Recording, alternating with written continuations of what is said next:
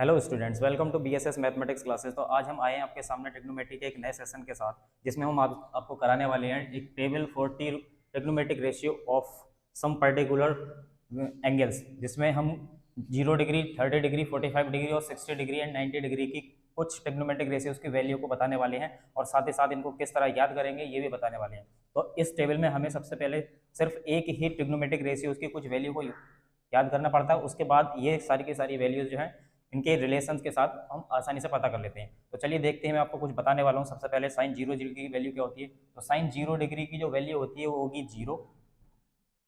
Sign 30 की value होती है 1/2। साइन 45 की वैल्यू होती है 1/√2।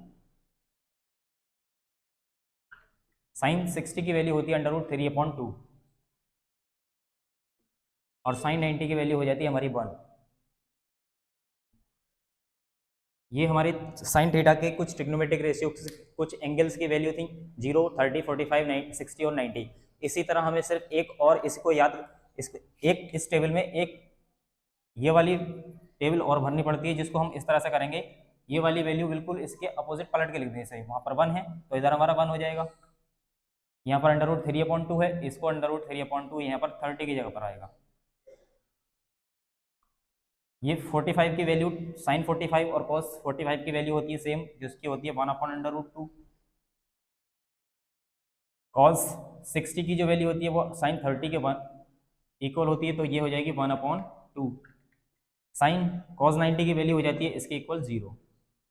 तो इसमें ध्यान ये देना है कि साइन की जो वैल्यू होती है वो इधर से 0, 1/2, 1/√2, √3/2 और 1 जो है, और इस मान लो cos थीटा वाले में हो जाती है जो 90 की वैल्यू वो 0 की होगी, जो 60 की होगी वो 30 की हो जाएगी और 45 की इसकी इक्वल नहीं है, बिल्कुल इसी के अपोजिट हो जाती है।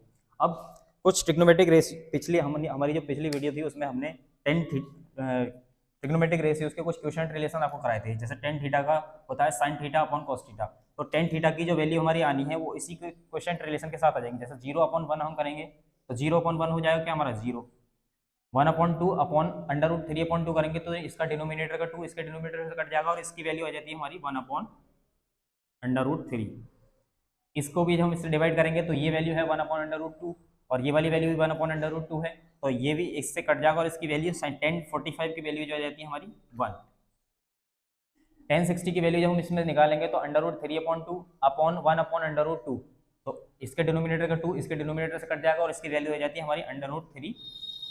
1 को हमें लिखने की कोई ज़रूरत नहीं है। इसको डिनोमिनेटर से डिवाइड करेंगे तो 1/0, तो 1 के अपॉन में जब 0 लिखेंगे तो ये हो जाता है हमारा नॉट डिफाइंड।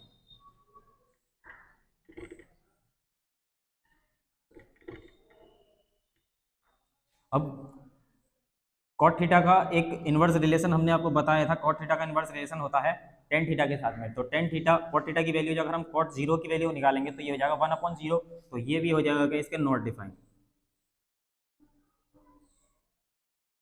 इसी के नीचे किसी भी नंबर के नीचे अगर हम 0 लिखते हैं तो वो नॉट डिफाइन हो जाता है। कॉट 30 की वैल्यू जब हम निकालेंगे तो वो उसका रेसिप्रोकल रिलेशन हो जाएगा tan 30 के साथ में, तो इसकी वैल्यू इसकी भी रेसिप्रोकल कर देंगे तो ये इसकी वैल्यू हो जाती है √3। 1 का रेसिप्रोकल करेंगे तो इसका रेसिप्रोकल हो जाएगा हमारा 1। √3 का रेसिप्रोकल करेंगे इसका रेसिप्रोकल आ जाएगा हमारा 1/√3। ऐसे ही सिमिलरली हम tan 90 का रेसिप्रोकल रिलेशन कर देंगे cot 90 के साथ में, तो नॉट डिफाइन 1/0 को 0/1 करके लिख देंगे तो इसकी वैल्यू हो जाती है हमारी 0। सेक थीटा का रेसिप्रोकल रिलेशन बताया था cos थीटा के साथ में, तो sec theta is equal to होता है 1/cos थीटा। तो इसके साथ में जब हम सेक 0 की वैल्यू निकालेंगे तो वो cos 0 की वैल्यू के इक्वल होगी, तो इसका 1/1 करेंगे, यहाँ पर वैल्यू हो जाएगी हमारी 1। सेक 30 की वैल्यू जब हम यहाँ निकालेंगे तो ये इसका रेसिप्रोकल रिलेशन होगा cos 30 के साथ में, तो ये √3/2 होता है, इसकी वैल्यू हो जाएगी 2/√3।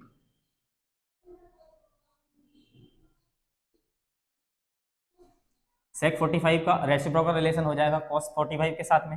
cos 45 की वैल्यू होती है 1/√2, तो इसकी वैल्यू हो जाएगी हमारी √2। ऐसे ही इसका रेसिप्रोकल रिलेशन इसके साथ में हो जाएगा सेक 60 का cos 60 के साथ में, तो इसकी वैल्यू हो जाएगी हमारी 2। यहाँ पर भी जब सेक 90 की वैल्यू निकालेंगे हम तो इसका रेसिप्रोकल रिलेशन होगा cos 90 के साथ में, तो cos 90 की वैल्यू हमारी 0 है और 1/0 क्या हो जाएगा हमारा इनफाइनाइट यानी नॉट डिफाइंड, तो इसको भी हम नॉट डिफाइंड लिख देंगे।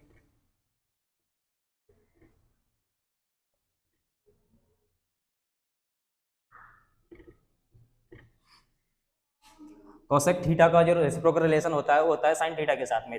तो cosec theta is equal to cosec 0 की वैल्यू जब हम निकालेंगे इसका रेसिप्रोकल करके तो 1/0 क्या हो जाएगा हमारा, नॉट डिफाइंड।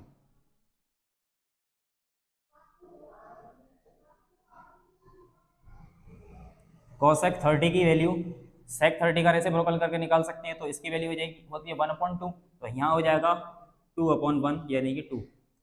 कोसेक 45 की वैल्यू साइन 45 का रेसिप्रोकल करके वैल्यू आ जाएगी इसकी √2।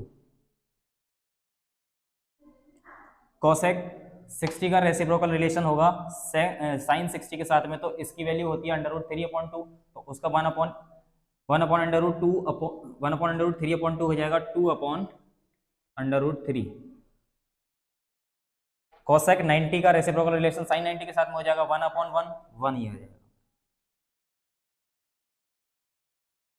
तो स्टूडेंट्स इसको याद करने के लिए बहुत ही आसान तरीका है, सारे के सिर्फ हमें एक ही ट्रिग्नोमेट्रिक रेशियो की कुछ स्पेसिफिक यानी कि साइन 30 की वैल्यू याद रखो। तो इसको याद करने के लिए जैसे हम 2 का टेबल और 4 का टेबल 1 to 5 तक कुछ टेबल याद करते हैं, ऐसे इसको याद कर लेना है। जैसे साइन 0 0, साइन 30 1/2, साइन 45 1/√2, साइन 60 √3/2 और साइन 90 1। इसको 4-5 बार अगर बोलेंगे आप तो ये बहुत ही आसानी से याद हो जाएगा। उसके बाद इसका वहां से पलट करके लिख देते हैं। बाकी की जब हम तुम्हें क्वेश्चन रिलेशन की कुछ वैल्यू जो है पता है, जैसे tan theta equal to sine theta upon cos theta, तो इस वाली वैल्यू को इस वैल्यू से डिवाइड करके इसकी वैल्यू फाइंड हो जाती है tan थीटा वाली की।